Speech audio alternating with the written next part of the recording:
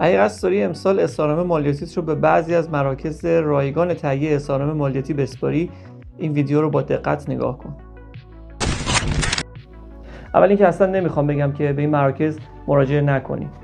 برعکس میخوام چند تا نکته مهم رو بهت بگم که با رعایت اون بعداً با CRA یا قوانین کبک دچار دردسر و چالش نشی. پس خوب گوش کن.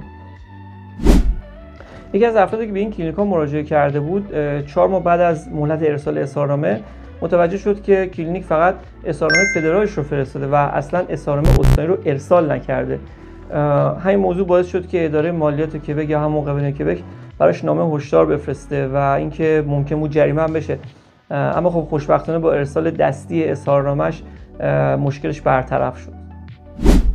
تجربه بعدی مربوط به خانومیه که سال قبل برای ارسال اظهارنامه‌اش پیش ما اومده بود، اما در کمال تعجب هر کاری کردیم سیستم اجازه ارسال الکترونیکی اظهارنامه رو به ما نمیداد.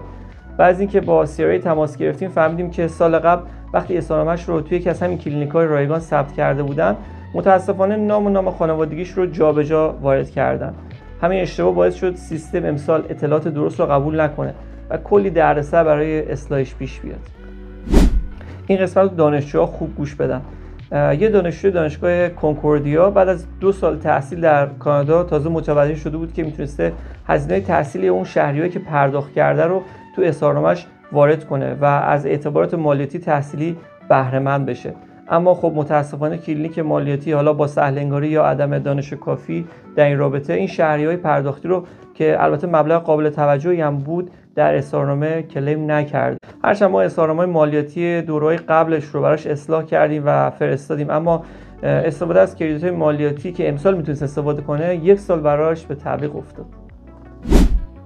و این تجربه آخرم برای تازه وارده و نیوکامرهای عزیز این که دوستی به دلیل ثبت زودتر از موعد تاریخ ورود به کانادا در یکی از همین مراکز مشمول دریافت کمک هزینه‌های ارزش افزوده دولت کانادا شده بود.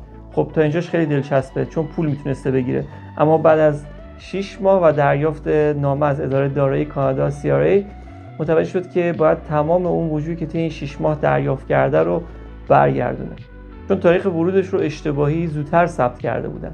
این مشکل خب میتونست خیلی راحت‌تر حل بشه اگه اطلاعات دقیق‌تری ثبت میشد. پس حتما قبل از فاینال کردن اظهارنامه‌تون پیش‌نویس اون رو بگیرید و به خوبی بررسی کنید و اینکه این نکاتی که بهتون میگم رو دونه به دونه رعایت کنید و